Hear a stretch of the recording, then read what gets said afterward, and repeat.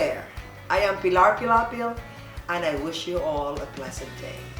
Pilar and friends seem to have the same prodding to come up with an online program which would bring important information to you. We have come up with a mix of topics which are current and relatable, but most of all, we want all of you to be safe and full of hope. Let me introduce to you our production manager, Caroline Ballesteros. Good day everyone, this is Carol Ballesteros, production manager of Pilar and Friends. We asked the Cebuanos what they think about the decision of the Cebu City government to cancel the Sinulog live street dancing for this year. I think the decision to cancel the physical activities for the Sinulog festivals is a good idea because while Sinulog will always be there, it seems very irresponsible to waste the efforts from the last 10 months, especially regarding the lowering of the COVID cases in our city. Maayong adlaw, ako si Esther, isa ka trabahante diri sa IT Park. Ang akong opinion sa pag-cancel sa Sinulog activities is nalipay jud kog dako ay na-cancel jud siya. Ora to. Salamat. Hi, ako si Mavreen.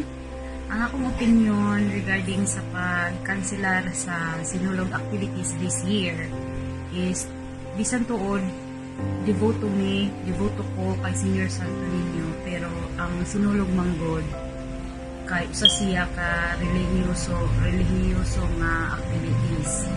So ang pag-cancelar niini kay dili magpamatuod nga ipagbawalan ang mga tao nga mag-celebrate sa maong selebrasyon.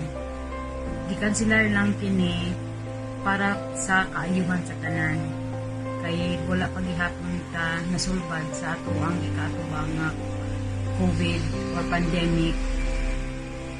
So, unta ang mga tao makasabot ra sa lakang nganong pagkanselar, nganong gi-cancel ang maong activities. O tuod man gi-cancel ang activities pero ang misa nagpadayon, may online nga mga mass. So, pwede ra ta maka-attend gihapon. Daghang salamat. Hi everyone, I'm Ronald Brian Palo, 29 years of age. And what is my opinion with regards to the cancellation of the usual Sinulog activities? So Cebu City government did a bold move for the cancellation. It is for the greater good, and as we all know, Sinulog is one of the highlight events or the most highlighted events for all the Cebuanos as we celebrate our faith. So with that, with all the cancellation of the physical activities for the Sinulog and with the Novena Mass still going on, so please follow the health protocols set by our national government and as well as our LGU, and keep safe. And to all Cebuanos, Pit Senyor!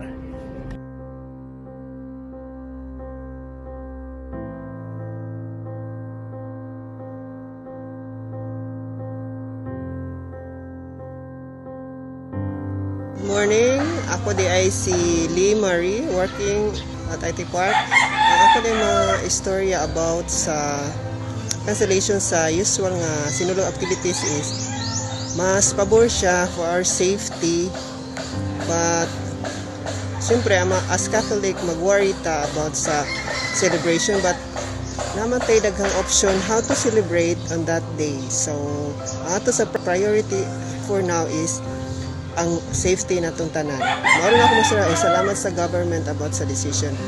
And thank you og Pit Senior natong tanan. Good afternoon, I'm Gail Paliman. Full-time mom.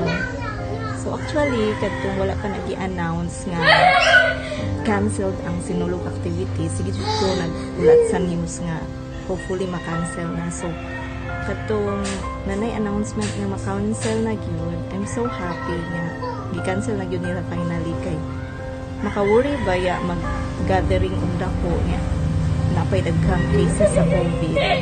So maura to kong feeling sa cancellation. Thank you. Hello everyone, my name is Rodney Solario. When I heard the news that the Sinulog activities will be cancelled, I'm so sad because we're used to celebrate these activities or event every year. However, there are health protocols that was created by our government that we need to follow because they're just protecting us so that we won't have another wave of ECQ.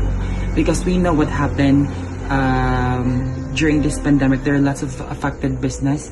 So we are so honored that we have this kind of government that they created action plans about this cancellation. So I hope guys you stay safe. We need to follow the health protocol.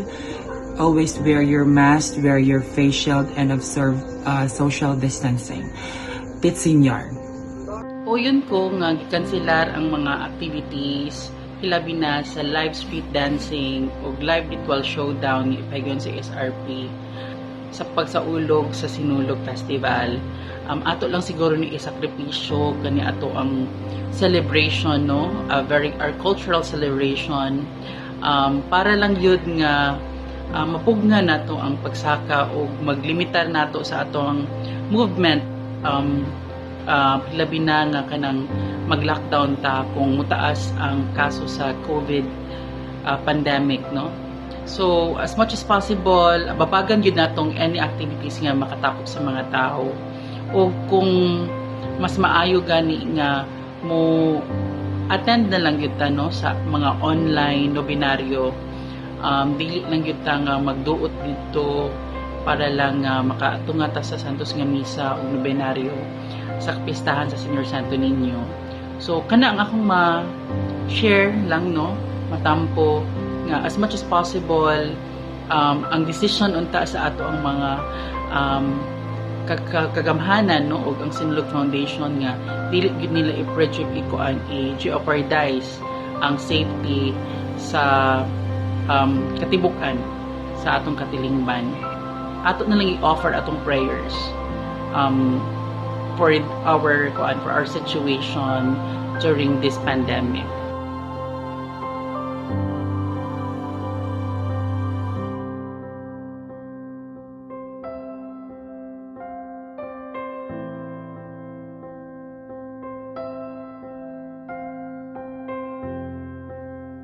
I know a lot of people have been really upset with the cancellation of programs for the Sinulog celebration this 2021, and it has definitely changed and challenged the leadership. It has changed the economic and tourism landscape, and despite that, I still believe, although I'm coming from a different religious background as a Vaishnava Hindu, I'm quite certain that God looks into the quality of our devotion and our faith as to what comes from our hearts and from our minds. And this is a way that I believe God has challenged us in terms of how we can find ways and means to continue our love and our devotion and our faith to Him, despite all the limitations that the pandemic is limiting us. So I still believe that there shouldn't be any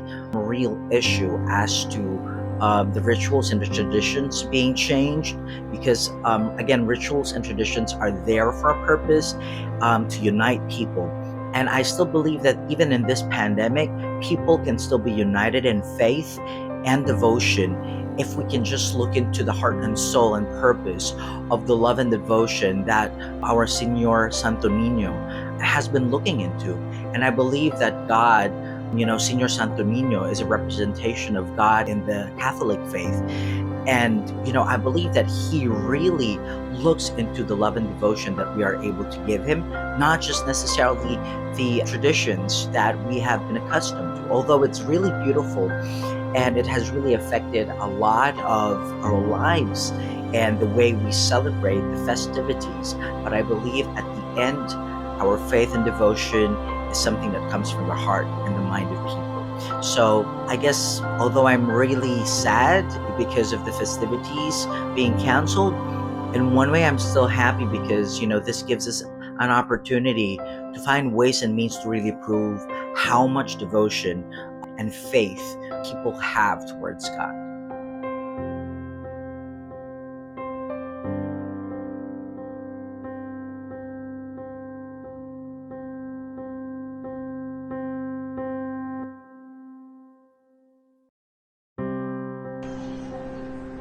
Well, what can I say about the decision to cancel the Sinulog live street dancing? For me, it's a good decision. The threat of COVID-19 is still out there. We don't have the vaccine yet. We cannot take chances. I'm telling you, we cannot take chances. We rather be safe, and by staying at home. And I personally, I'm a devotee of Santo Niño. I like to celebrate it in every January, go out there. But for this year, I know it's different with the threat of the virus. I will just celebrate it in my own personal way, here at home, together with my family. This pandemic has taught us so much about what the role humanity has to take as stewards of this planet. The message has been pretty much clear from the get-go. Sacrifice. And then again, at this very moment, when we are faced with the decision to uphold tradition and face the consequences of breaching safety protocol, when the end is in sight, is such a no-brainer. And when we can clearly postpone all merriment after we have been freed of this menace, is obvious. We have gone too far and sacrificed too much to squander what we have safely guarded the past year on a few hours of fun. Let's continue our sacrifice and offer these to those whom we've lost in this fight. There you have it. Thank you very much for participating.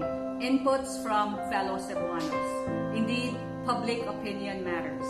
So we hope you all stay safe, because we know that the virus is still out there. That is the very reason why the Cebu City government decided to cancel the Sinulog live street dancing. And so because we are all kind of scared because of this pandemic that we are still in, let me encourage you with this verse of scripture found in Psalm 27 verses 13 to 14. And it goes, I am still confident of this. I will see the goodness of the Lord in the land of the living. Wait for the Lord. Be strong and take heart and wait for the Lord. Indeed, we shall see a better day tomorrow. Let's just hang on, hold tight, and hold on to hope. God bless us all. Bye.